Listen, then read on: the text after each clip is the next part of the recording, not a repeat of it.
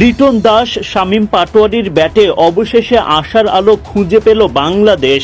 বাউন্ডারির মেলা সাজিয়ে লিটন গড়লেন একাধিক রেকর্ড। সোহান, মুশফিক, মাহমুদুল্লাহদের টপকে টি-20-তে এক ইনিংসে সর্বোচ্চ ছক্কা হাঁকানো বাংলাদেশি অধিনায়ক এখন লিটন। সাকিব, আশরাফুলদের পেছনে ফেলে বাংলাদেশের অধিনায়কদের মধ্যে সর্বোচ্চ ৭৬ রানের টি-20 ইনিংসও দখল করে নেন। পার্টনার শামীম পাটোয়ারির দায়িত্বশীল ফিনিশিংয়ে লড়াকু পুঁজি পেয়ে যায় বাংলাদেশ। সিরিজের সমতা ফেরানোর লক্ষ্য নিয়ে দ্বিতীয় টি-20-তে শ্রীলঙ্কার মুখোমুখি হয় বাংলাদেশ। টস জিতে টাইগারদের আগে ব্যাটিংয়ে পাঠায় লঙ্কানরা। বাংলাদেশের হয়ে ইনিংস শুরু করতে নামেন পারভেজ ইমন ও তানজিদ তামিম, কিন্তু দুই ওপেনারই ব্যাট হাতে ব্যর্থ হন। নুয়ান তুষারার বলে রানের খাতা খোলার আগেই বোল্ড হয়ে বিদায় নেন ইমন। সুবিধা করতে পারেননি তানজিদ তামিমও।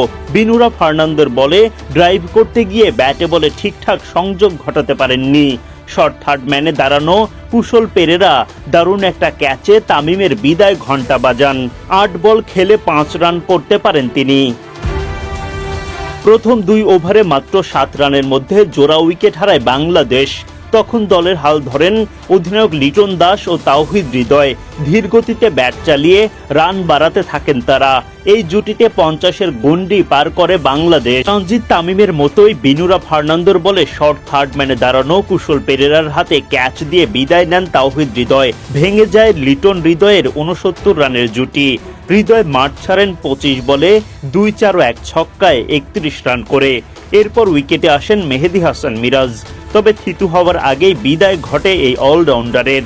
বিনুরা ফার্নান্দোর তৃতীয় শিকারে পরিণত হওয়া মিরাজ ২ বল থেকে করেন ১ রান। ঠিক পার্টনারকে হারালেও লড়াই চালিয়ে যান লিটন দাস, তুলে নেন 50।